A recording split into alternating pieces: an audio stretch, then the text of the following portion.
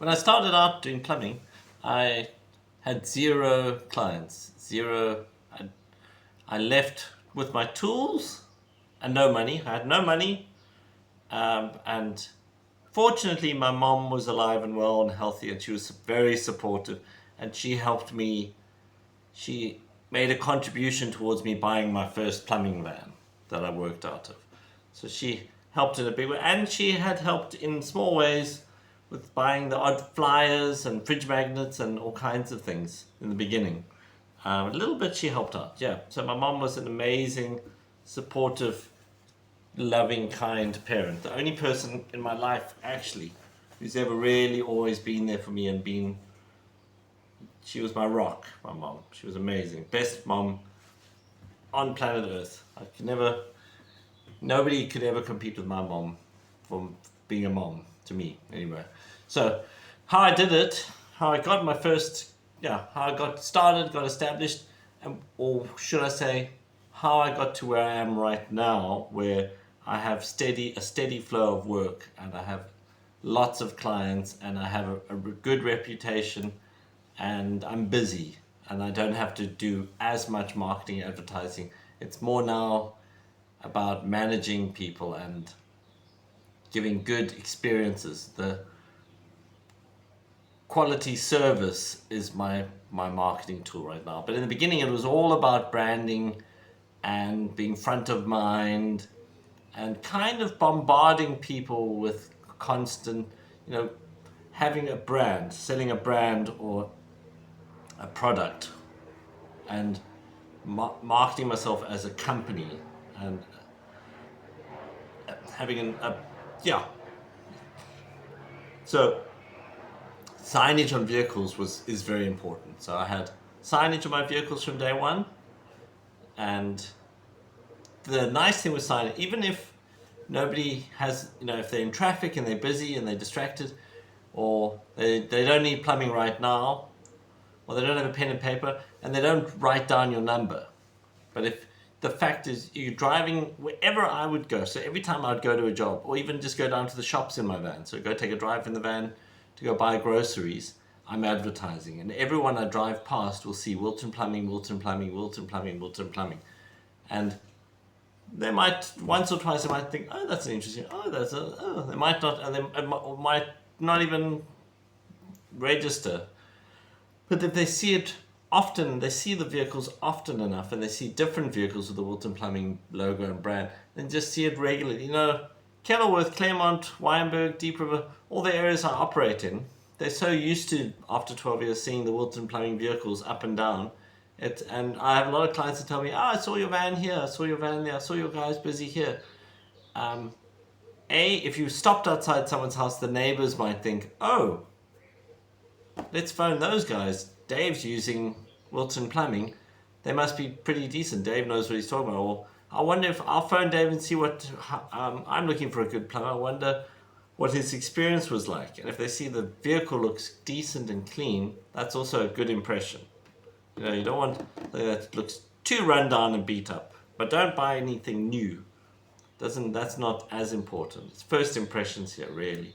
But just by people seeing your vehicle constantly, then if I send out a whole batch of thousands and thousands of flyers in the post, because I could, in the past, that's what I'd do. I would do 100,000 flyers in 1 week, and I would target areas. You can put, they're called walks, because the post office delivers it when they're walking. I don't know. Anyway, so those people in the areas where I've been to, where I've driven past repeatedly, and they've seen the vehicles, and subconsciously taken note of the vehicles, then they get a flyer in their post box and they think, oh, Wilton Plumbing and Wilton Plumbing. And then I do fridge magnets. I give new clients fridge magnets that go on their fridge. So that is an advert for anytime they go get milk out the fridge, they see Wilton Plumbing, they might think, oh, I must actually phone Dave because my toilet's dripping, or my drains are blocked, or the geezer's dripping. Hopefully, by having a fridge magnet that they stick on their fridge, which is a useful tool and looks nice and matches the vehicle. I'll show you what they look like. So this That's the fridge magnet. Looks like a little van. Looks like my plumbing van. Stick that on the fridge. Then, yeah. And it's again, they've seen the van. They've got the flyer maybe. And then they have the fridge magnet. And on top of that, I also have I do have a website, a crummy website. And it's good enough. Nobody, very, very rarely, maybe once, twice a year, get somebody who phones in and says, "Hi, I went online and I found your website." It's not, people don't go based on websites. They want word of mouth is the best way to get new business. Best way in the service industry for plumbing, word of mouth. So do a fantastic job, exceed expectations, give discounts. Rather plan to make 100 Rand from if you want to make 1,000 Rand, rather make 100 Rand from 10 people than 1,000 Rand from one person. Try, and especially starting out, but don't bankrupt yourself and be a pushover. But more is more. The more work I can process, the more fridge magnets I can put on, and the more good impressions. Maybe those 10 people can each tell 3 people about me, and suddenly I've got 40 clients. It's like boom. So it's purely just staying front of mind, being visible, people feeling safe and comfortable, and that's my strategy for YouTube as well. That's what I'm going to do with YouTube. I'm going to post constantly, post, and eventually I'll find out what works and what doesn't work and what the type of content I want to, but it must be manageable for me. Unless, if I got monetized and I started making decent money from YouTube, then I would probably shrink down the plumbing part of my income stream. I think I will always do plumbing because I'm damn good at it, and I've devoted 20 years of my life to it, and I've got a successful, thriving, busy business. I'm not gonna stop that, even though sometimes I hate running a plumbing company, but it's generally, I hate vehicle repairs, and I don't enjoy managing staff. I could rather be a bucky plumber and have 1 or 2, maybe 3 guys, 4 guys is the number.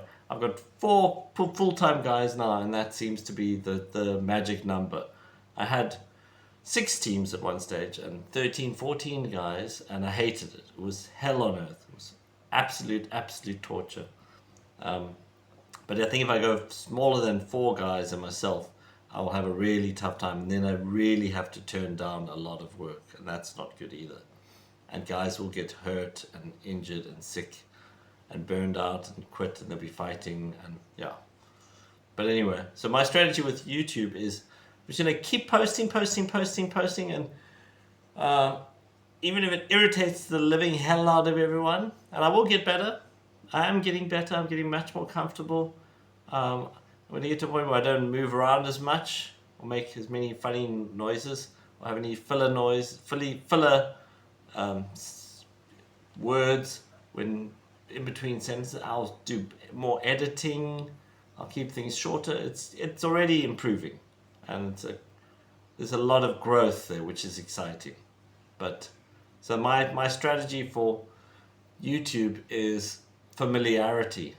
If I post enough and I have a couple of subscribers, and you guys occasionally sometimes click on one of my posts, and maybe once in a blue moon my shorts might be funny or interesting, especially I'm posting all the raw content. I'm just tossing stuff out, and even putting in my outtakes, the things that in theory, if I was following the advice of gurus, the stuff that I would hide because it would be embarrassing, I'm uploading because I figure,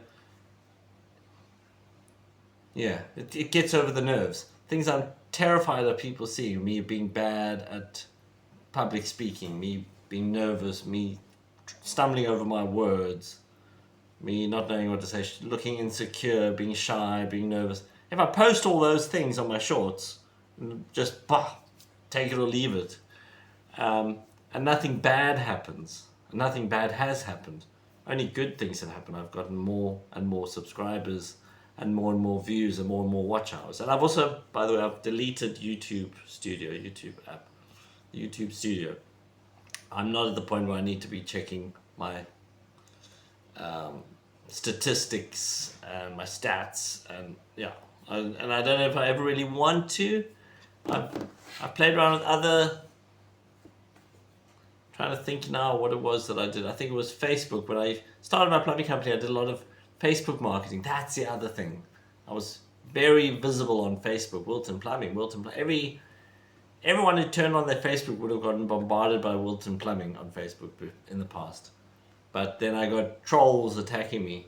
So I think having experienced trolls and having gotten upset and angry with them and fought back and said mean things, and then they get more vicious, because there's no consequences to a troll.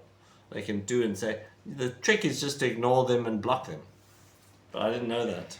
And I had people had the option of giving me reviews on Google Maps and on Facebook, where they could review my services, and complete strangers who had I'd never done any work for them, they'd never used my services, were giving me mean, snarky reviews because I guess they think it's entertaining and fun, or clever, who knows. But and then I got into a war of words, and I had to end up deleting accounts, but it didn't matter so much in the bigger picture, because all the drama and all the online backlash and everything, all of that was visibility and marketing, and it got me to where I am now, where I've got a good client base, steady workflow, lots of calls coming in, very busy, and I'm established, and I don't need to go onto those platforms anymore, and none of the mean, horrible things people said or did, or the attacks that have come my way, destroyed my business or put me under or made me go bankrupt. So that's something to think about. At the time, many times I've thought I'm going to go bankrupt, and I'm just going to get through the next week or two and see how it goes. That's kind of where I am at the moment now with all these vehicle problems. I'm thinking, probably going to go bankrupt, but let's give it a week or two and let's see. And if it happens, I'll sit with my guys and just man to man tell them I'm really sorry, thank you for your service. But that hasn't happened yet, and we'll wait to see. But my strategy, just keep posting. Just keep posting. Most important thing, you have to be in it to win it. If I'm not posting, even if I'm posting bad videos, at least I'm posting, at least I'm in the game, at least I'm playing by the rules, at least there's something for people to comment on, relate to, resonate with, reflect on. And at this point in the video, 13 going on 14 minutes in, I get super relaxed because nobody got to this point. The video is too long, and that's fine. Main thing is I got my point across, and I will get better at keeping it simple, silly, keeping these things more compact and digestible. At the moment, my videos are they end up being too long, but I'm finding it very cathartic, where it's a release of all these thoughts and feelings. I speak and not keeping things in. It's all these ideas I'm getting out, and then I can move on and have a good day. And at least I did something today where I'm showing I have faith in a bright, positive future. There we go.